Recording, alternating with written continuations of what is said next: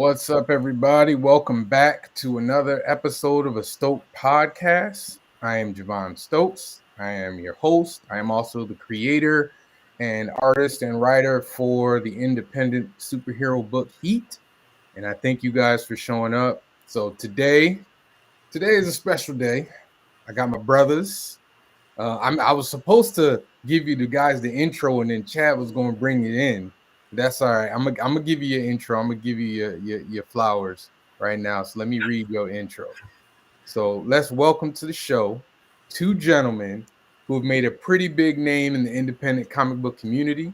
They are great writers and creators who have been a part of making innovative characters like Aceblade, King Supreme, and LumberJax. They're currently in the middle of an incredible, already successful Kickstarter for LumberJax #3. While doing all this, they are prolific podcasters, as well as my partners in the successful podcast Top 5 Live. Round of applause for Morgan Iverson. And then, right on cue, Danny J. Quick. What's going on, brothers? What's going on? What up, big bro? So I know y'all was double muted today. Danny might mute it. Danny, you might want to speak so we can hear you, bro. Definitely mute it, bro. You doing too much. We can't hear you, man. Good grief. Hey sis, how you doing? Hey, what's going on? What's going on? Danny, we still can't hear. We can't hear you, bro. We see you. That's terrible. That's terrible. Come on, man. What You're messing up the whole flow of the show. I'm trying to do my best behavior today. Nah, man. Can you hear me now? Yes. Yeah. Well, you can't pick on me no more. Hang on. StreamYard was being a jerk. I was trying to sync my streams and it wouldn't let me. I'm like, I logged out, logged back in, and everything. So it must have messed my mic up. But man, that was a good intro, man. That was all right. I'm gonna do right by y'all, man. Yeah. I had to read it and everything. I had to make careful. That's what I'm talking about. What's good? Welcome, guys. Welcome. So you guys have been busy. You guys have been really busy, and you're in the middle of starting, or actually, excuse me. Like I said, you have successfully reached the goals for your Kickstarter, LumberJax. So before I get into all the other questions, let's do that. That's the important stuff. So number one, give me your elevator pitch for the concept of LumberJax for everybody that don't know. So LumberJax is a story about a reluctant hero, pretty much. From a biblical standpoint, it's about the gifts and callings of God without repentance, and that is one of the themes for LumberJax. That he's a refugee from Ethiopia. He was a prince of Ethiopia. He's a refugee to New Orleans. Before he left, his grandfather gave him a prophecy of that he's the seventh to last judge on earth when he was a young kid. And Jax has he's gone through a lot. He lost his kingdom. He lost his family, and he ends up in New Orleans, and he has to rebuild. He pretty much is a slave working from house to house, becomes a huge football star, and then he goes through his own trauma in his adult life, and that coupled with what he's already been through just causes trauma that makes him not believe in what he was raised to believe in and follow. And it just makes him a reluctant hero. He's got a mantle, he's got a calling, but he's really trying to run from it because of everything that's happened in his life. And now we're at LumberJax #3, Destiny by any means, and he's at the point in the time period where he can't run from his destiny anymore. Hey, Morgan, I'm gonna let you finish, but he is one of the greatest comic books of all time. All right, Kanye. Y'all don't even like Kanye. I got my muted. I'm muted. Now I'm muted. And now I'm like, so I'm gonna do the douchebag artist bow. Thank you, man. I appreciate it. But yeah, man, I read through the first couple of issues, and I did like it. There's a very strong social justice bent to it, focus, I should say, that I think rings true to what's going on right now. Where did you get your inspiration for the character? Oh man. My literal first inspiration for the characters was Julius Peppers and JJ Watt. Because I didn't have a character. I didn't have an idea for the character at first when Danny first asked me. Then like that part came and I was like, what if a football player had, superpowers or whatever? And I came from there. And then the rest of the story just came from like things that I'm passionate about. You know what I'm saying? Like when it comes to social justice, I'm passionate about justice for everybody. So Jax by proxy is the same. You know what I'm saying? He wants justice for his people. He wants justice for the LGBTQ community. He wants justice for women. He wants justice for anybody who's been mistreated. He's a huge proponent for justice by any means, and that's one of the biggest themes for this first arc. That story, is a subplot to the rest of the things that are going on in Jax's life. Because I mean, the major plot is a carryover from the origin novel, and then you have subplots that I'm pulling throughout it, and that's one of the subplots right now in this arc. But it has a huge payoff in LumberJax #4 that I can't spoil. So I'm looking forward to people reading number 3 and 4 to see how this world is melding together. Animus is not going anywhere. Okay. So yeah, I'm really excited for people to read these next two. So everybody who's watching, you got to go to the Kickstarter link below. It's right there. Click right on. You get that link. Go in. Support, because we all about supporting independent Black comic book creators here, as I am one of myself. So we gonna get back to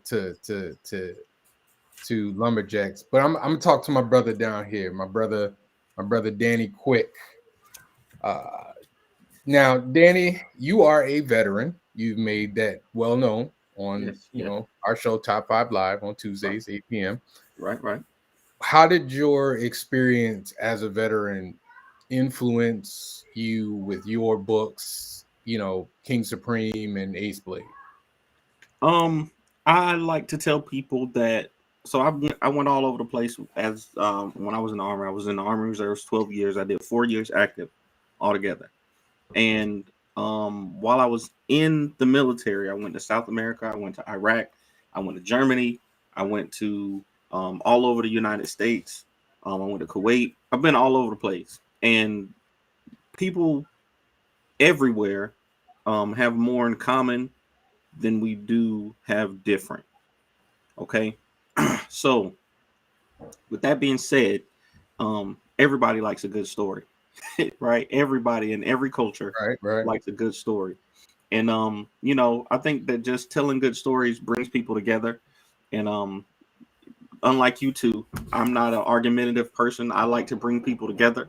I don't want to divide people with opinions and trying to be real nice today, man. Falsehoods. You can't keep lying on it. You can't keep lying on my show. That y'all be really nice. That y'all be spreading on other. Trying to be real platforms. Nice. You can't be lying on my show.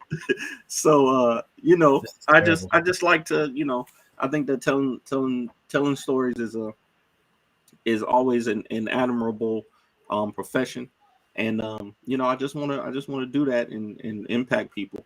So and comics is the medium that we chose to do that in. All right, so give me your elevator pitch for Aceblade. Aceblade is just a man who wants to help in his community. He's a man who found out that the world is not what it seems. He thought that hard work and determination would get him to where he wanted to be in life, and he found out that the people with power are going to try to prevent you from doing that. And it made him angry and it made him vengeful, but then it made him not be himself.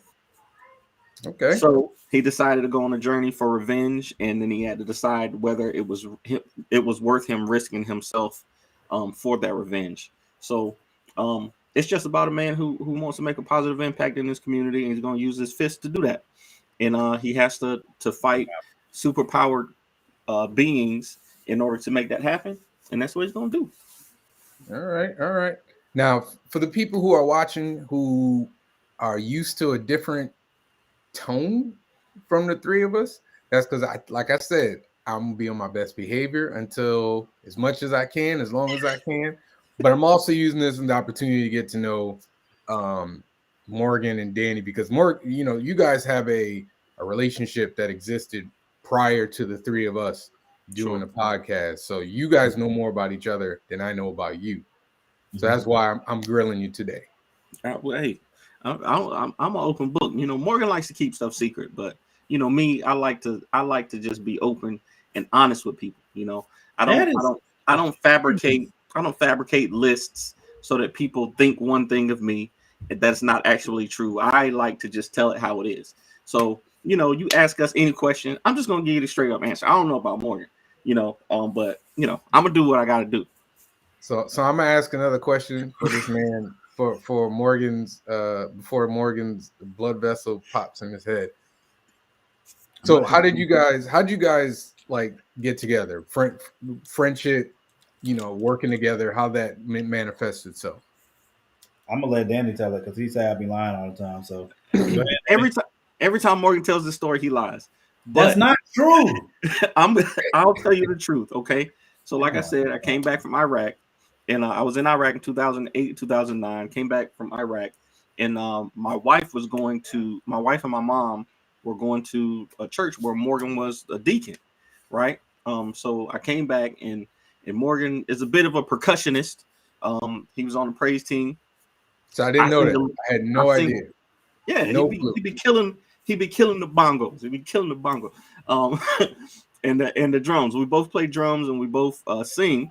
So we sang together on the praise team, and as I got to know him, I just found that he's a natural storyteller. Morgan is a natural storyteller. Whether it's the truth or a lie, he can tell a story. Okay, so man. I just approached him one day and I was like, "Hey, man, I need some help. I'm trying to come up with this universe of comics. I need some help just making up some names." And he straight up told me no. He was like, "Nah, I'm not doing that. Comics are whack. Comics are lame, and if you write comics, you probably lame too." And I was like, "Dang, bro, that kind of hurt me." But I was persistent because I'm a persistent person. So I was like, "Man, listen, I'm gonna give you a part of this company if you just help me build it." And he had an idea of inspiration for a couple of characters. What's up, baby girl? And then one thing led to another, and here we are. Almost 10 years later, writing comics together.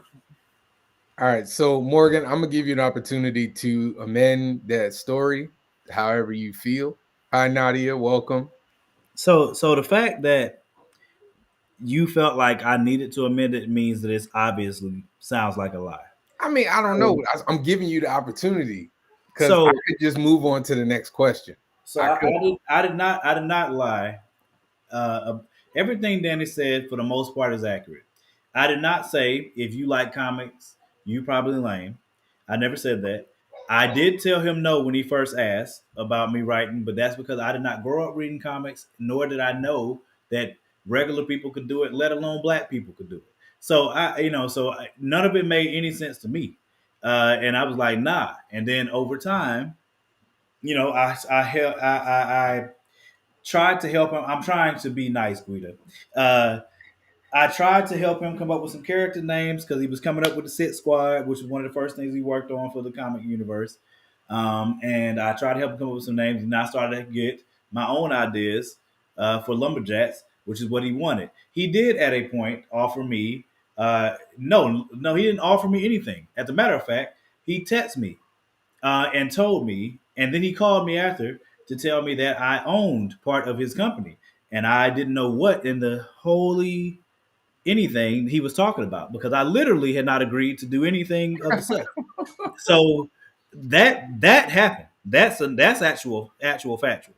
I don't know if that's the truth. 100% correct. And then and we've been writing and creating this universe since. And yeah, I mean the praise team thing is correct. I'm not gonna go through and fact check the whole thing. I'll get PolitiFact on that. Well, before I go to my next question, so I gotta ask, y'all both play the drums. I play the drums, or I used to play the drums. What do you play though? Do you play set? Do you play what do you play though? We play set. I can read percussion little, but I play set. We both play set. Yeah, So I if you ask me if this is on some drumline stuff, no, I got nothing for you. If you put a book in front of me that's got notes on it talking about I need to make this beat, that's a dub, all the way dub. I can play to what I hear. So if somebody's playing something, right. I can put a beat to that. So I used to play set, and I did like a drum line. Like I did my church's drum team. I Mm-hmm. did know I used to. I don't know how to do it now, but I used to know how to read music, drum. So it's funny. It's funny. Like the three of us, That is desperate. crazy. You know what I mean? Like that's just crazy to me. So for me, like I used to love the drums. Hopefully, I kind of want to get my son in it when he gets older, but I'll probably have him do piano first. Anyway. Mm-hmm. So all right. So I'm gonna go back to Morgan. Mm-hmm. I'm gonna stop clapping too. I don't know why I'm doing it. I know you didn't come into comics like a fan. Mm-hmm. Like you came in late in life. How do I put this? Do you feel you have a unique perspective on comics because you weren't a longtime fan? Yes. Well, so yes, and I try to use that. I try to find a balance between it because I want to learn more about the medium from the best. I read the indie comics, you know what I'm saying? And you, Amani, Danny, Wally, like people have given me great, comic writers and comic books to go and read. Um, and I definitely have to do that. As me coming up as a person that, so I mean, I'm also heavy on audio books. Like I'm a heavy reader, but it's audio. You know what I'm saying? Like so, it's hard a lot of times for me to sit down with a book and read anything. Um, so, but I do feel like it gives me a unique perspective. One, because I can't copy anybody's story. I can't copy anybody's story. I can't copy anybody's style because I don't know either. Not Uh, on purpose. yeah, yeah.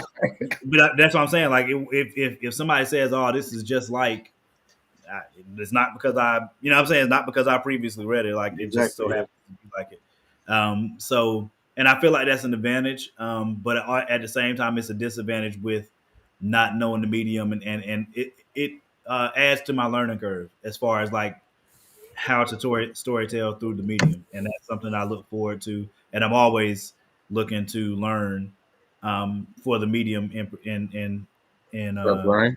for what up, Ryan? Well, It's so not learn from. has your perspective on comics changed since you started making them? No, I mean, because I didn't have a negative perception on them. I just didn't. There was no negative perception. I just didn't grow up. It's more so like I didn't know. So I grew up watching the Batman animated series and X-Men. Like those are the only two that I could think of that came from comics. But I think when I was growing up, I don't think I connected the fact that they came from comics. They were just TV shows to me. Um, so I didn't. All right, I'm gonna get questions. I'm gonna get questions So on users. Are we gonna get through this? And I'm gonna make it to the users. So if you got so yeah, questions, please put them in the chat room, and I get to them. I can't say my perspective changed. So the biggest perspective that changed is that again, when Danny first asked me about writing, I had no idea that was even a thing, especially for normal people to write comics. I had no idea that So was. who did you think wrote comics? Well, when I say normal people, I mean like people that I know that I can touch. You know what I'm saying? Okay, Like all so when right. I think about like Stan Lee and them, that's lofty. That's some you know what I mean? Like you know what I mean? Like I don't yeah, I know some people out here write comics, but I don't know the mugs, you know what I'm saying, or whatever. So for people that I know to write comics, novels, whatever, it didn't compute. Like when Danny first told me that he had a novel, I was mind blown. And then I saw it was like a real novel, like it was an actual like this. It wasn't like a short story that he was calling a novel. It's 300-400 pages, and it was a real novel. And then I read it, and I was like, bruh, wow, you know what I'm saying? Like, you know what I'm saying? So like, it really changed my perspective in a lot of ways. I was like, dang, maybe I can do this crap because I always loved writing when I was little, but I let it go because I used to get picked on, and I won't try to add to the list of reasons for people to come for me. So, you know what I'm saying? So I kind of let writing drop off at a point, and reading Danny's novel reignited that love. Because I actually, before I read his novel, I actually had been writing a story on my own. So when I saw that he had a novel, I read his, and I sent him what I had been working on to get his perspective. Because to me, at that point, he's the resident expert. He wrote a whole novel out here. You know what I'm saying? So, Right. in that way, it changed my perspective. So Danny, how did you get into start? How did you get in? I'm going to try this again. How did you get into starting comics? How did you get to begin making them? It was the same experience for me. Like, I had a friend. When I was 22 years old, I met this guy that I was working with, named Christoph Hollers, who's co-creator of Aceblade. And we worked together at a printing company. We were literally printing Pokemon cards in Raleigh, North Carolina, at PVM Graphics. And we would always talk about comics and Pokemon and stuff like that. And one day he was like, man, I created this character when I was in school, and I wish I would have done something with him, but I'm just not a writer, you know? And I'd always been a writer. I write poetry, written short stories and stuff like that. So he told me about him, and I was like, man, I'm gonna try to do something with it. And I just wrote a story, like not even intending on it to be a comic, just wrote a story because I like to write. And then when I came back from Iraq, he took me to my first comic book convention. I went with him to my first comic book convention, and like Morgan, I literally was looking around like, these are regular people at this show, you know? These are people who live in this city who are drawing these characters who are trying to break into the comic book industry. So it was like my brain just realized that it was possible to do it. And ever since then, it was just like, this is what I'm supposed to be doing. So, Okay. you know, from there, it was just learning the process. And then, you know, when you want to be great, you have to make the people around you great, you know, kind of like LeBron James. You have to make, you know, when you see something in other people, you want to bring it out of them to show their greatness. You know, I'm not laughing at you. I'm laughing because Morgan, because you brought up LeBron James and Morgan went away. To show their greatness. So, you know, I just started trying to find people like Morgan, like Wally, like yourself, you know, when we hooked up, you know, I'm like, hey, we need to collab on something. I'm always trying to get a collab, you know, y'all don't want to do it. That's not, see, now we're lying again. Now we're lying. So, because I just bought your book so I can do background, so we can do a quick little one shot. So let's we're gonna say this right now. What's good?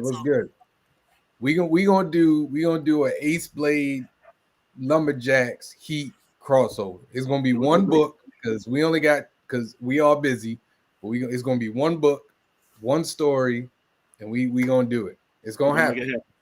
We're gonna make it happen. That's right. We're gonna get Heat, we're gonna get LumberJax, we're gonna get Aceblade. We're gonna put it together. I gotta figure it out. That's the alternate cover, right? Mm-hmm. Morgan? B. Wally Mandair. That's right. Wally, good man, good artist. All right, so I'm gonna get to these users' questions first, and then we're gonna have a little bit of fun. Okay. And we're gonna do some things that you guys are used to doing, but I'm gonna put you on the spot. I was about to say I'm uncomfortable. I mean, I don't know what to tell you, man. You know, you said we're gonna do some things. I was starting to get uncomfortable. All right. Kenji asked for Morgan, when you started reading indie comics, where did you start and what got you there? The first indie comic that I read was, I think it was Catherine Calamia's like Father Like Daughter. And I ended up reading it because I was at a convention in Baltimore with her when we were still with Short Fuse. And besides Danny's. And we were at a convention. We had a huge table set up with all of our books, not a table, but a cage.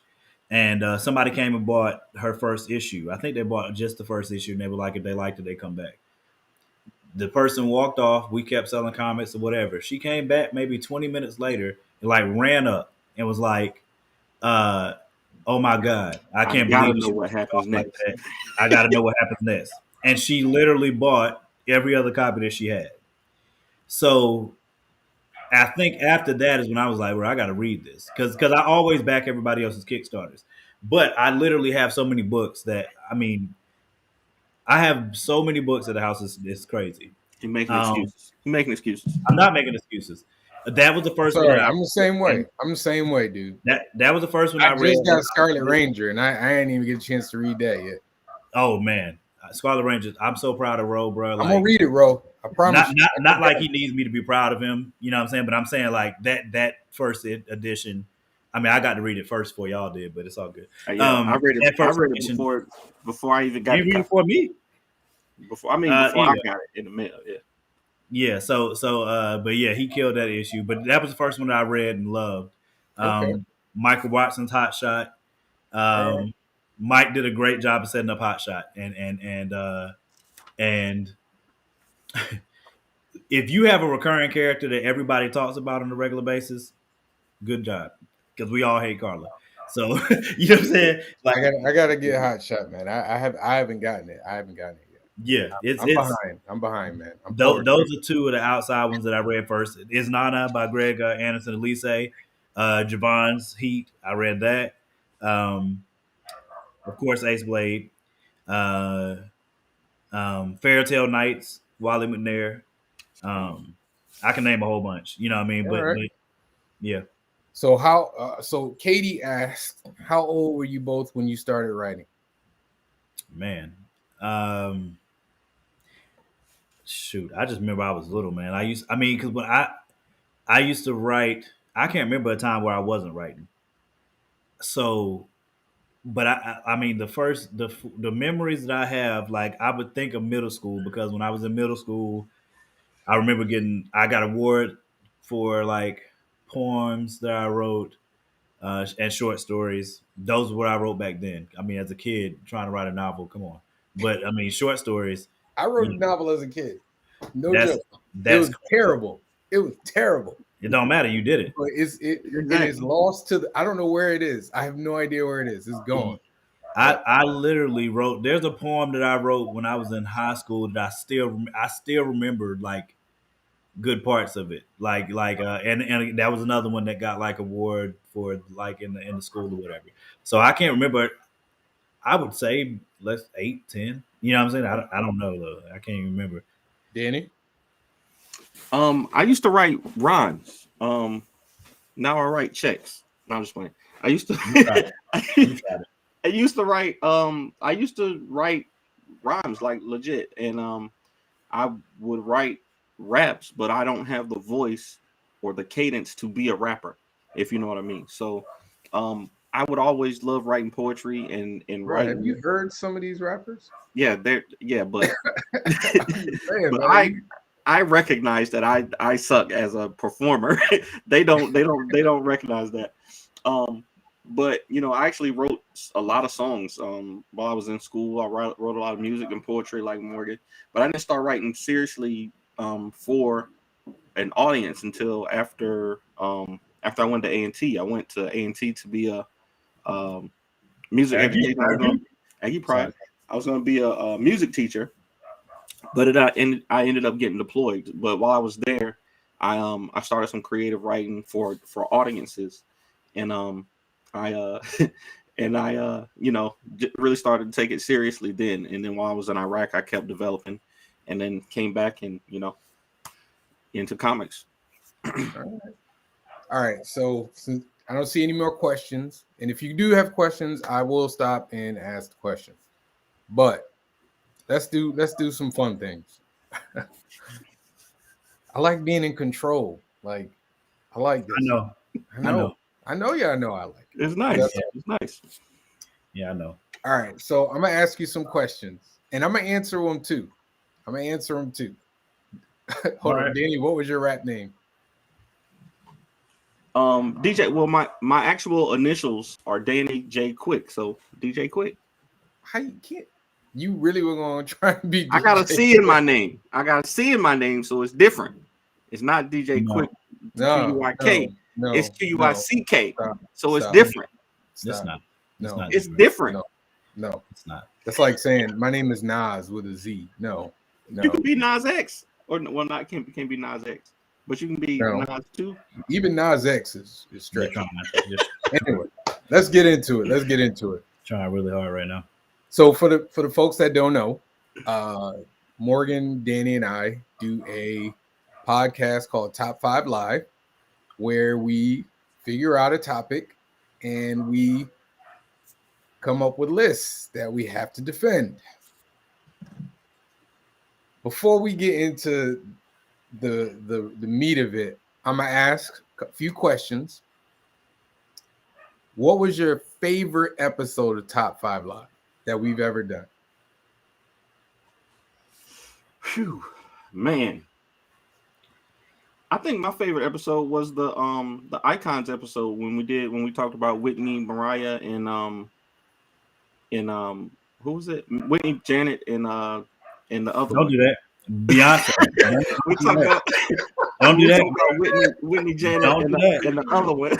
Morgan gonna lose it, man. Morgan gonna don't do that, bro. Yo. Morgan not playing that. I think that was my favorite episode. Right. I had a lot of fun. With, you gotta flip that one back, man. We gonna edit it. Go ahead, do it again. Our episode where we talked about Whitney Houston versus Janet Jackson versus Beyonce was my favorite episode. We had a lot of fun.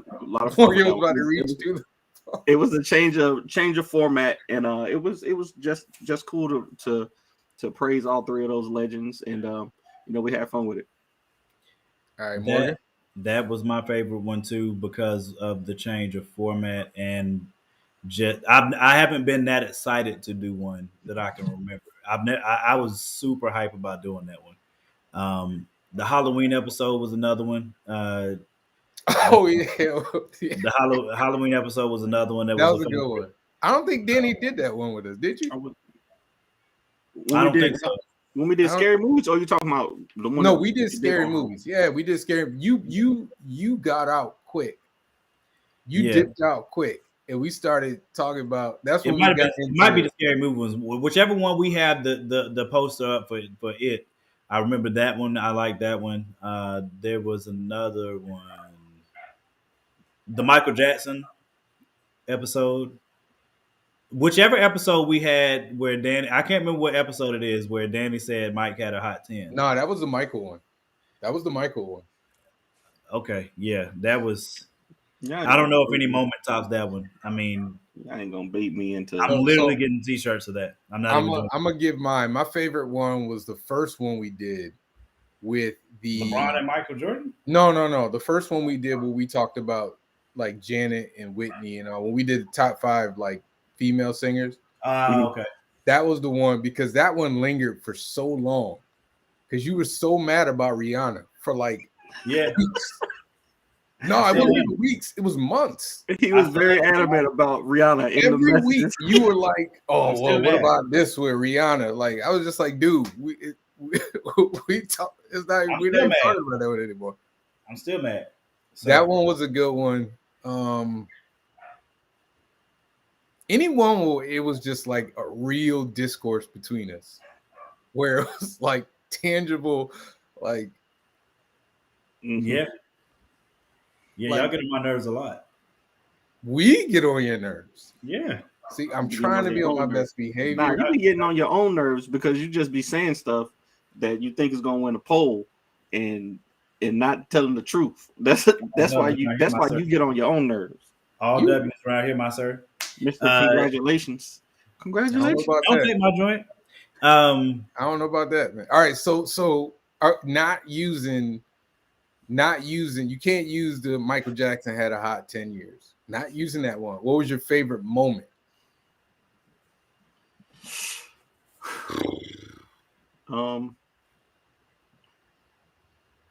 Dang, how do you talk to Michael Jackson? No, that's why I said you can't use it, man. You can't use it. That was my favorite moments are always However, I can bring Brandy into the conversation. My favorite moments are trying to figure out how can I bring up Brandy in this conversation, or LeBron James. Like if I can do either of those two things every episode, I'll be happy. I'll be a happy man. So mad. It makes me so mad. I don't even care anymore. I just be like, all right, I don't know what Brandy did to you to make you such a fan of her, but she the GOAT. Stop it, Nadia. You know Brandy. GOAT what? My favorite. You keep making me. My favorite moment. That's not Mike had a hot 2 years. The congratulations probably is second because you were so mad. Like I was like, ooh, bro, I just said congratulations. That's it. Like who was so mad? Y'all were trying to get me. Did he? I have never been mad. I just said congratulations. That's it. I've never been mad, dude. I don't know why it had to be such a thing, man. I've never been mad. But the tonal shift, though. But the tonal shift in the conversation was like, bruh, why?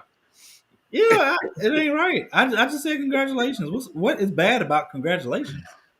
I can't. So for me, I can't remember which episode it was, but it was the one where Morgan straight had a temper tantrum. And I think I think it was the congratulations episode because that's where he.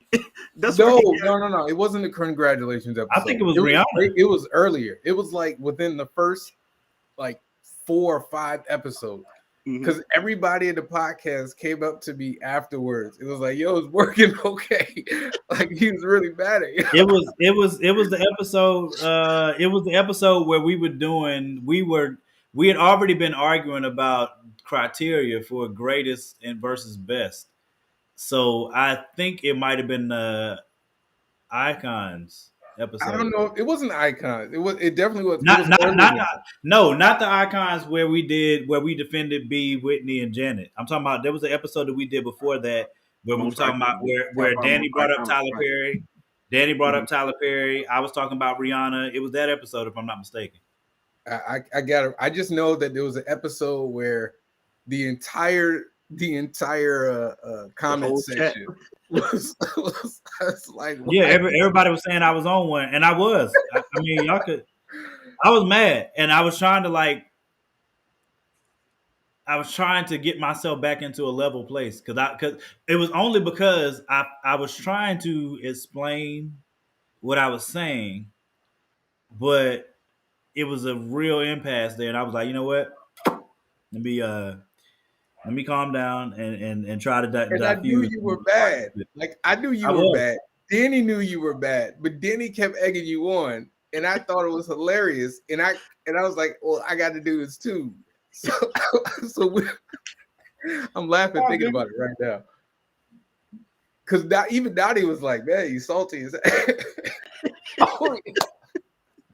I can't remember which one of those best, but Morgan kept talking about record sales and Billboard charts. Yeah, that's what I'm saying. It was the Rihanna. I'm telling you, it was the Rihanna episode. It was a Rihanna episode because I was trying to explain. So for y'all were on the criteria. When we were talking about criteria, you were saying some stuff has to weigh more than the other ones, and I said, yeah, but if some stuff weighs more than the other ones. I don't think it was that one either. I'm telling you, it was an early one. It was, you know what? I'll be honest with you. That's when I knew we had something. That's what I knew. Because I was like, my mind, I'm like, we got this man so mad. But you weren't so bad that you were like, I'm not doing this anymore. You stayed on and you were going to defend the hell out of yourself. Yeah. Was it best singer? It might have been. It might have been the best singer. It was either the most influential. I was talking about Ariana Grande. It might have been. I still think it might have been Rihanna. It might have been. I'm telling you, it was a Rihanna one. It was a Rihanna one. Because we were talking about criteria. We had been talking about the criteria in the group. I was pissed when we got on the show because we had already been arguing about what criteria meant and what we should go by. I was already mad that day. I was pissed all day, and then we got on the podcast and y'all made it worse. So then it was like we made it worse. Yes. Bruh, that to me, I still laugh about that episode, man. To this day, I still laugh about it. That was one of my favorite episodes. That was definitely my favorite moment. I can't blame you. I mean, I think I even apologized to you after. Probably. I think I apologized to you. That is I probably wasn't listening. All right. Here we go. Weirdest Comic-Con experience. Weirdest. Go ahead, then. Weirdest Comic-Con experience. Man, I would say, I don't know, man. That's a tough one. Because every Comic-Con, I have something new and unpredictable happen. When I went to Y Comic-Con, when I went up to Baltimore, because Universal Fan Con had happened, right? There was this big Kickstarter for this comic book convention where they were putting on, it was supposed to be for people of color. And they scammed everybody. They did not have the show, right? They didn't have the show. So, some local folks in Baltimore just put together a show real quick since people were already had, whatever. But while we were there was this young man dressed up as Cat Noir, from the Marvelous Miss Ladybug, right? And I know this show because my kids watch it, right? But this dude was on some, like, he had to be on some amphetamines or something because he was too touchy-feely with everybody.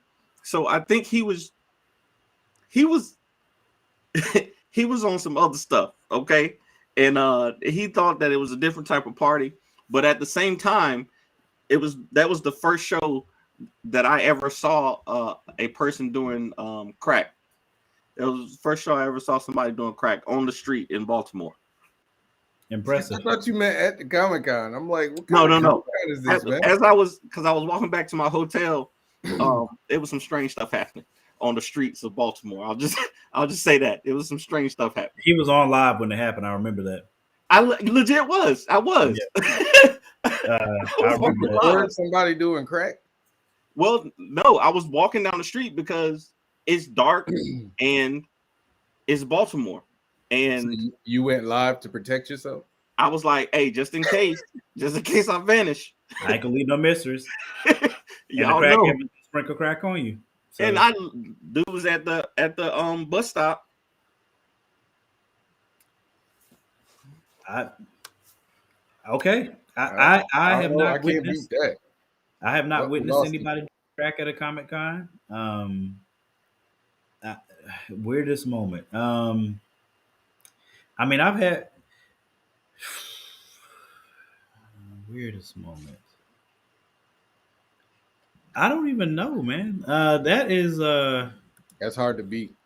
That's a good question. I mean, because when I'm thinking weird, I'm thinking like something that was like negative, kind of. I think the first thing that popped in my head when you said that was there was a con that me and Danny went to. This was before like we didn't have anywhere near the people that we didn't think that follow us now or pay attention to when we're saying stuff on social media. Went to a con in South Carolina, and there was somebody that came to our table, and they came to our table because they said they had seen us on Twitter. And me and Danny at the time had I'm never on Twitter. So I was shocked. I was like, you saw us on what? On Twitter? And you came here because of that? Like that was the first.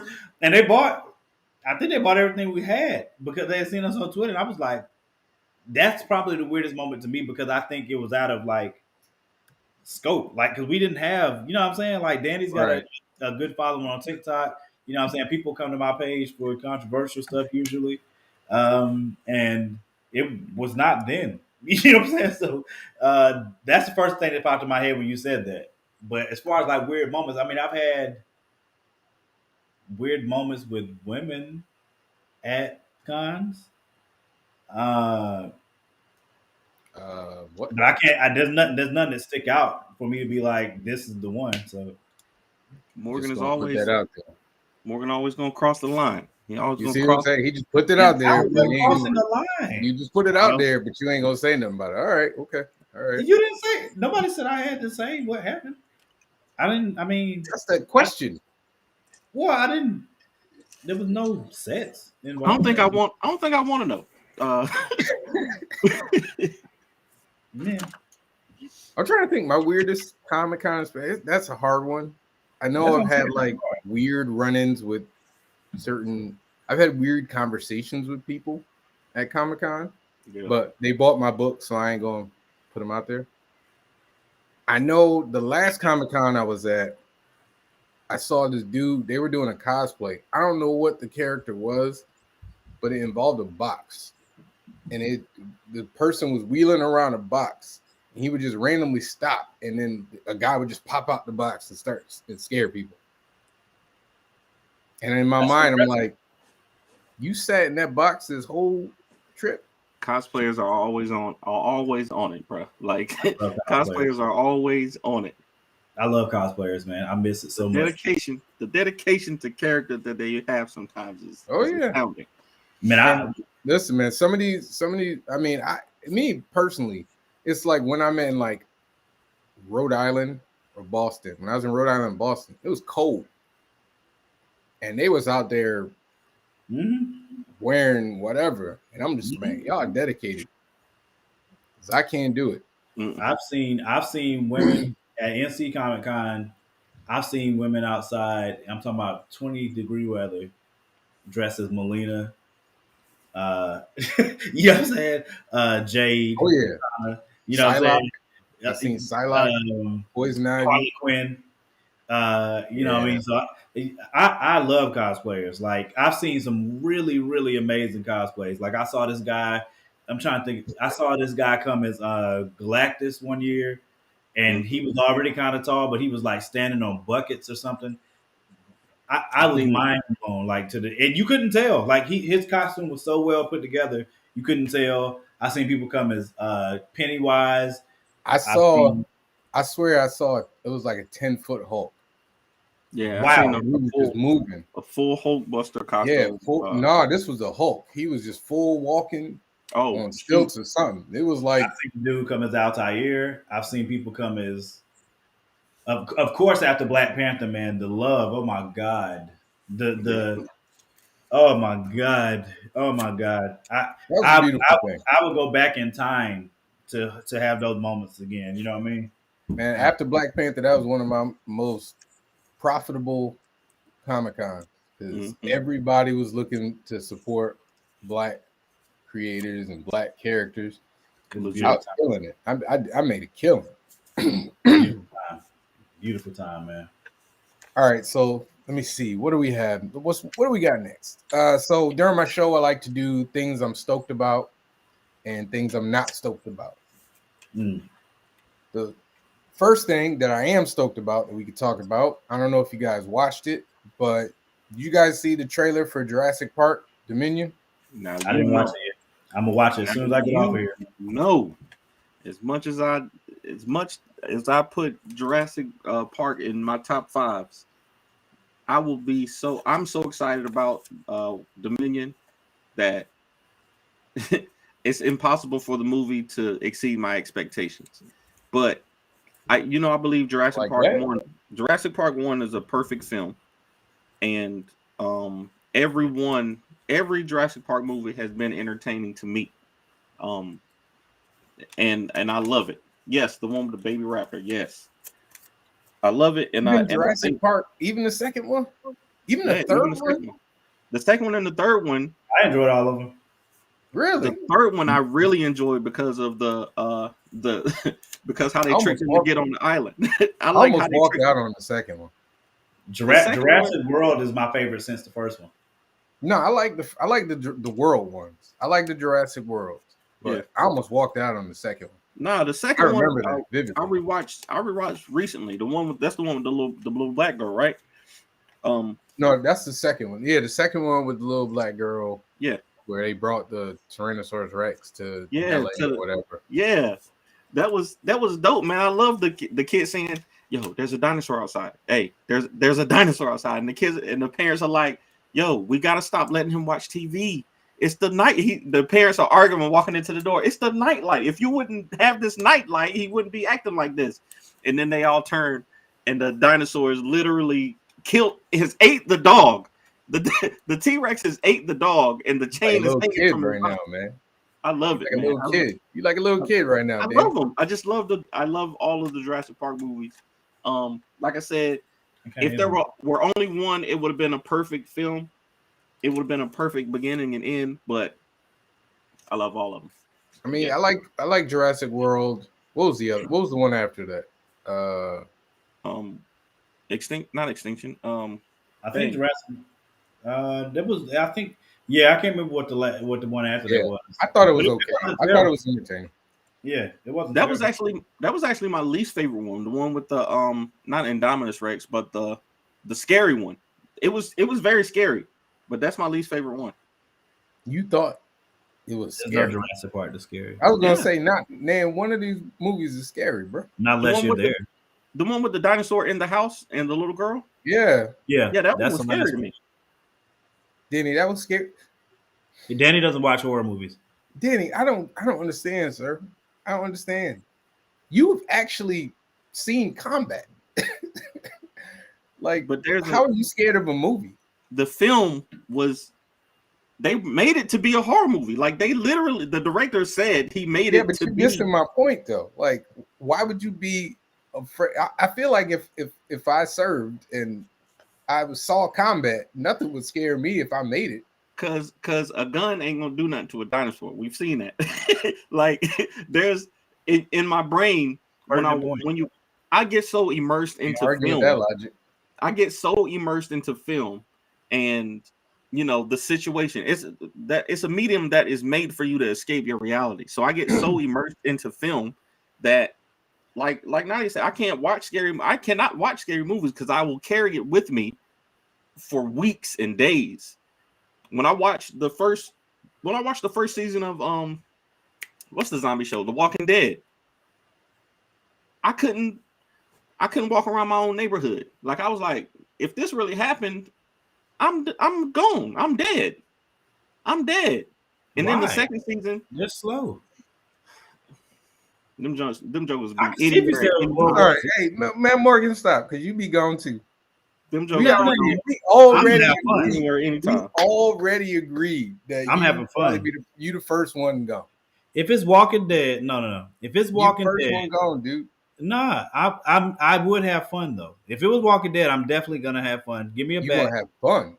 Yeah, give me a bat and we're gonna go to work. And then I'm gonna. That's how I know you're gonna be one of the first one gone. You talking about is fun? I ain't going nowhere. I'm not gonna do unnecessary things. He gonna be like, "What's that noise?" I'm gonna be like, "Go ahead, Morgan. Go on and find out." Yeah, go on to find out, bro. Go on to find out, bro. Well, it depends. Again, I explained this on the show, and I know. Like I didn't explain it. I know you explained it. That's why I say you're gonna be the first one dead. That's not true. Very much so. Demons don't kill.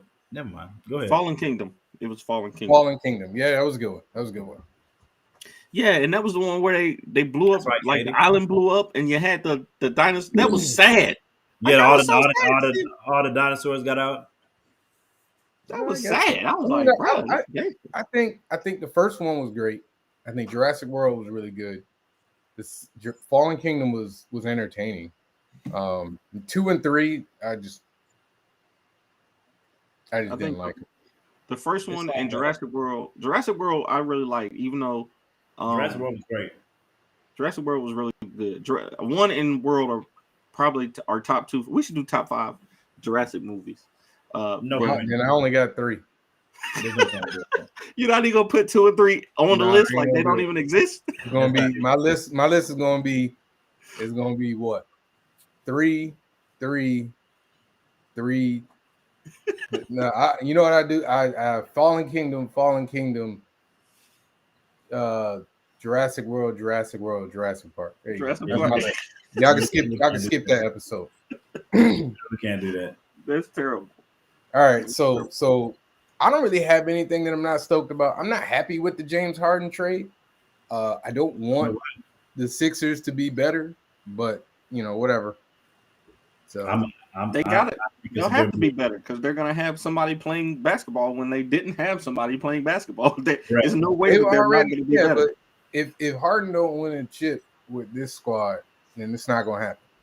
I don't think they should have gave up Steph Curry though. Like Steph Curry was underrated. That was too much. Yeah, Steph Curry's underrated. But they probably weren't. They probably weren't. Brooklyn probably wasn't going to take the deal unless they got Seth. Yeah, I bet they could have. Y'all think Ben Simmons is going to play? Oh yeah, he's gonna. His mental health issues will magically disappear, and he's 100% playing. And he's gonna show up. They're not gonna run into the same problem that he ran into in Philly because they don't have to rely on him to be a closer. If he plays, it's gonna work really well for them as long as the only thing that can hold Brooklyn back right now is the fact that Kyrie's playing every other game. Because Kyrie can't play at home. Charles Barkley called him half man, half the season. I was done. I was done.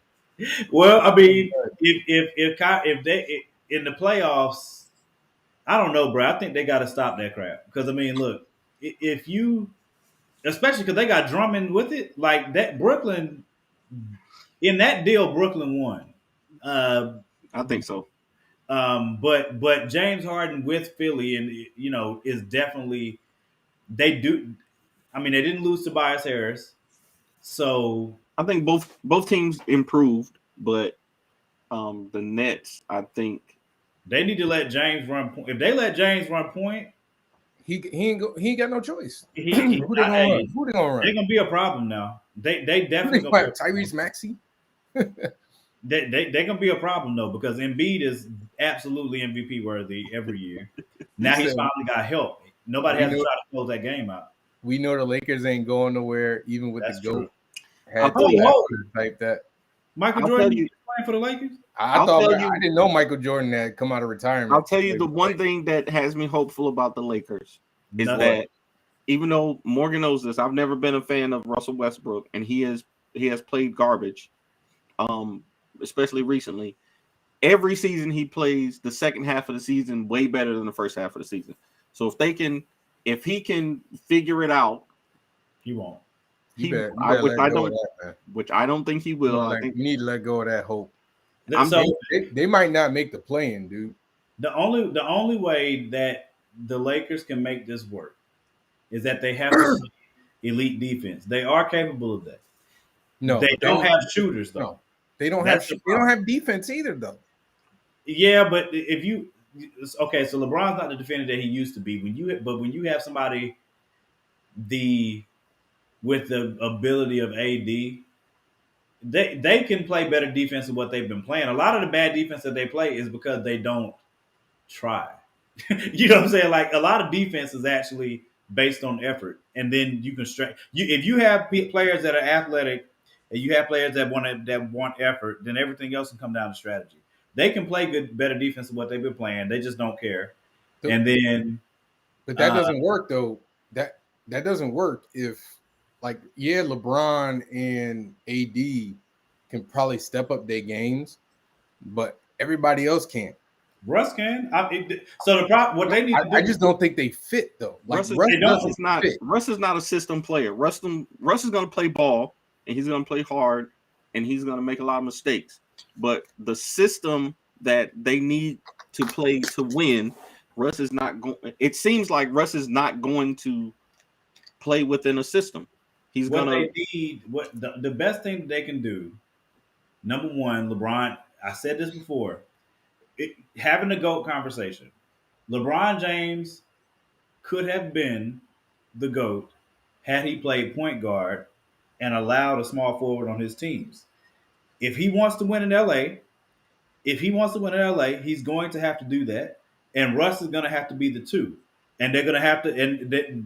Now, Russ does not play well off the ball. That's the other problem that he has. That's the problem. Russ can't play shooting guard. He can't shoot. That's the problem. But you don't have to be able to What you going to do then? Russ is a slasher. Right. So if LeBron can, Russ can make runs to the bucket. You know what I'm saying? Russ has missed more layups. Russ has missed more layups than anybody in the league this year. Like, there's he's not even finishing at the rim like he used to. Their issue is he should come off the bench. If they really want to make a change, then when LeBron goes to the bench, then you bring in Russ.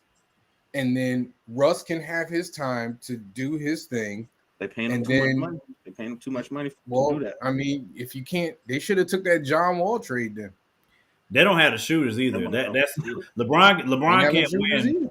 LeBron can't win without shooters, and I can't think of any shooter that they have. They traded this year. The Suns are too good. Warriors are too good. They have no shot at all of winning anything. They got nothing, man. The East is too good.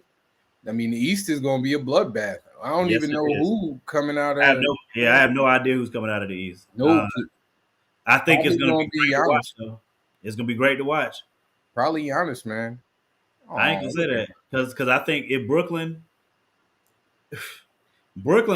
getting Drummond is not even fair for them. Yeah, but that doesn't matter. Like, I mean, you can have Drummond and you can still get work. I mean, Drummond ain't gonna help you against Giannis.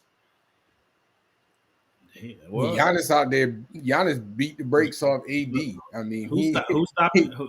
Nobody's stopping KD though. So I mean, you got an unstoppable force meeting. Yeah, but you could outscore. Like, you could outscore the Nets. You could outscore them when they're playing at home. Yes, you can outscore them. Even if Kyrie can't play at home, he can only play half the series. That's a problem because they don't have another. I agree. They don't have another person to score. Well, Curry. I forgot they got Seth Curry now. They got Curry. But ain't nobody worried about Seth Curry though. Yeah, well, that's also a good thing for Brooklyn. You sleep on him, okay? You know what I'm saying? I'm saying all they got to do is set him up. He'll hit it. If you double KD, guess what? You know what I'm saying? That 3-pointer gonna hum in a second. You know what I'm saying? So it's gonna be interesting. I can't wait to see I would not try to bet against the Bucks because their team as a whole is still really good. Yes, the team, like I've always said, the continuity is important, and right now the Bucks have the continuity, and the Phoenix and the Jazz. Those are some great teams, but yeah, they don't even have. I mean, Giannis is the only superstar out of those three teams, and Giannis can do some things that other people can't. So Giannis is a monster, man. Giannis is a monster, dude. Giannis might destroy the East. He might just handle it. Because I mean, even KD is still there though. I mean, as long as the Bucks team is really complete. They got shooters. They got length. I agree 100%. I agree 100%. They're going to be rough to beat, but you also have to remember KD by himself. Did they go to 5 or 6 last year? They went to 7, I think. That was him by himself. No, they went to 7. It was game 7 with Milwaukee. No, that was Milwaukee. I think it was game 7. I'm almost certain. Regardless, that was with him by himself. You know what I'm saying? So that wasn't all by himself. Harden had a good game or two in there. Yeah, and Kyrie had a good game in there too. Oh yep. Chad said it was overtime too. Yeah, I think KD is still KD. He's still the best player in the league when he's healthy, and it's not within question. So if Giannis is definitely right, Giannis put on one of the best finals performances I've ever seen. That was absolutely phenomenal what he did. I think KD. So I hope it comes down to those like that. So the Bucks, Nets, and Sixers. I can't wait to see what happens there. Honestly, we forgetting about the team that got the best record in the league. Before we go on to the next thing, not even just the Bulls, the Heat. Yeah, I never want to try to play. Look, Eric Spoelstra is one of the best coaches in the league, and it's not contesting. It's not even possible. It don't matter what you hand Eric Spoelstra, that team is gonna play. It's amazing. even the Celtics, I mean, they've won like 6-7 games straight now. I mean, you can't sleep on them because they got two guys that could go for 30 or 40 at the drop of a dime. True, all right, so they can't beat who? They can't beat who? They can't win. They've already beat Milwaukee this year. They've already beat the Sixers season. This year. It's the regular season. So then what else we gonna get? Anyway, can I just, because Sean is trying to get at me because he knows I guess he knows I like LeBron. Say your thing, and then I want to ask Sean. I just want to ask Sean, did Jordan make the playoffs when he was with the Wizards at 37-38? Because I don't remember that happening. So are we really we're not doing this. Talent level was nowhere near the same. He's asking a question. Really bad argument. He's asking a question. We're not going here. He's asking a question. He said that LeBron can't be the GOAT because he didn't make if he doesn't make the playoffs this year, he can't be the GOAT. So I'm just saying, if Jordan didn't make the playoffs at this age, can I ask you? All right, well, I'm gonna go on from this, but I'm gonna ask you a question. Did Michael Jordan with the Wizards have two MVP caliber players playing alongside him? Who MVP? Russ is an MVP caliber player this year. Did he not win an MVP? He won an MVP, but is he an MVP caliber player? That's not what that's not. That's where I get what Morgan said. Because Morgan be like, "Oh, he had all these all-stars. This dude is not an all-star this year. What are you talking about?" But what's the common denominator though? When was Russ not been an all-star? When have you seen Russell Westbrook not be an all-star? When he's not the leader of a team. When he's not. Can I just say one thing? Hold on. Huh? He was an all-star with KD. Danny. Okay, when he's not the 1 or 2. Danny, stop. This is not even the right argument. I'm gonna use your words against you. You said I have hope for the Lakers because Russell Westbrook plays better in the second half of the year, implying that he has the capability to play better. I think that he can play better. Yes. Was anybody on the Wizards team that Michael Jordan played with anybody as good as AD or Russell Westbrook? Michael Jordan was.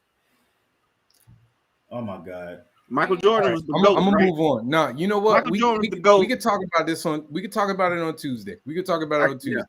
I gotta get out of here.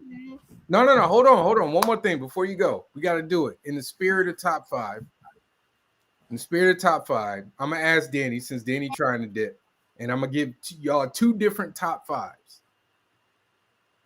So, Danny, your top 5 favorite comic books you've ever read. Top 5 favorite comic books I've ever read off the top of my head. The Surgeon. So you talking about series or individual issues? Whatever. I'm gonna do all indies because I read a lot of indies. Okay. The Surgeon by Laurie Foster. Hot Shot by Michael Watson. I won't put my own stuff in here because that wouldn't be right. Dang. Scarlet Ranger number 3. I'm very impressed by that first issue. Number 2. Dang. It's Not an Aware Spider. And number 1 is Route 3 by Robert Jeffrey. Okay. All right. Nice. Morgan. Top 5 favorite movies of all time. Oh, wow. Django Unchained. Wait, do I have to rank them or just give 5? You can just give me 5. Django. I'll be nice to you guys. Django Unchained. Gladiator. Kill Bill. I'm gonna cheat and say 1 and 2, but if I had to pick between, that's fine. No, you could put them together. Okay, Django, Kill Bill, Gladiator. I'm gonna leave out comic movies. I want to pick John Wick, but I can't think of which one, so I'm gonna not pick John You Wick. can't think of which John Wick. I love all of them. The first one is the best one. No, it's not. Yeah, it is. It's between 2 or 3 for me. No, it's not. I say it for me. I say it for me. I don't. I was about to say Training Day. How many? I got 3 already, right? Yeah. Jesus. The Conjuring. No. Hereditary. Try and get one from each genre. Dang, what I want to do for a fifth? Training Day is up there though. Training Day, that's a good one. That's a good one. Yeah, Training Day is up there. It's off. It's because it's off the top of my head. So, Die Hard, bro. Stop it. All right, I'm not gonna hold y'all long. We're not gonna do a 2-hour long episode. I'm actually, you know what? While I got you guys, let me give my top 5 cartoons since I wasn't on this week. You still would have lost, so it don't matter. Number 5, Justice League. Yeah. Number 4, The Boondocks. Number 3, Gargoyles. Number 2, Batman the Animated Series. And then number 1, The Simpsons. Okay, I was about to say The Simpsons not on there. Burn it. Come on now. You could take. I mean, Gargoyles is great, but top 5 though. Top 5, bro. No. All right. So you don't even have Looney Tunes in mind. What? You don't have Looney Tunes. How? Looney Tunes. It's not on your list. How? It doesn't deserve me. Don't lie to yourself. Don't lie to yourself, sir. See, once again, I told you I'm gonna be on my best behavior. So I'm all this balled up inside that I've held inside today. I'm gonna unleash it on next Tuesday. I'll see y'all Tuesday. Before y'all go, give me one more about your Kickstarter, man. One more. So we announced that whoever can bring the most backers to the Kickstarter. Let me zoom. No. All right, there we go. Whoever can bring the most backers to the Kickstarter will be getting this trophy free of charge, shipped out with your order. To qualify, let me make sure I turn it to the side so you guys can see it's a trophy. To qualify, you just need to pledge to the Kickstarter at least the $10 tier level, which is for you to be able to get digitals of LumberJax 1 through 3. And if you want to be a part of the contest, just respond "I'm in" on either the update that I sent earlier or just on the Kickstarter itself. When you say "I'm in," Danny will send you a link for you to use when you refer people. So when you refer people to the Kickstarter, you will use this link, send that link to whoever it is you refer, and then we'll know to tally that vote for you. And at the end of the campaign, whoever has the most referrals will be getting this. Again, LumberJax number 3. I'm very excited about this issue because it's Destiny by any means, and we're finally at a point where Jax can't run from his past anymore. I hope people buy the tier that has the novel in it, but we do also have a source book that I just put up there today as in the reward tiers. So for people who have not read the origin novel who don't want to read the origin novel, that source book will give you the pertinent information that you missed that fills in the holes from the things that you read in LumberJax number 1 that you have questions about. And speaking of the devil, there's LumberJax number 1. Right. So yeah, very excited. Please pledge and share. The hardest part about Kickstarters is getting the word out and getting people to share it and getting them to pledge. Like we have viral posts and then people don't pledge. Yeah, so, right there, y'all. Go on to the LumberJax Kickstarter link, pledge, support independent Black comic book creators. And I want to once again thank my brothers for coming on. Thank you, bro. Y'all could have been salty when the brother made his own podcast, but I know y'all got like 50-11 podcasts of your own. So I appreciate y'all supporting me. We always and we gonna I'm gonna be back this Tuesday. I missed last one, and I heard it wasn't a good show because I wasn't on there. So I got I gotta. It was all right. It was all right. I gotta up the cool quotient. But yes, please, LumberJax Kickstarter, and thank you guys for coming by another episode of the Stoked Podcast. Y'all have a great evening. Have a great weekend. Peace out, fam.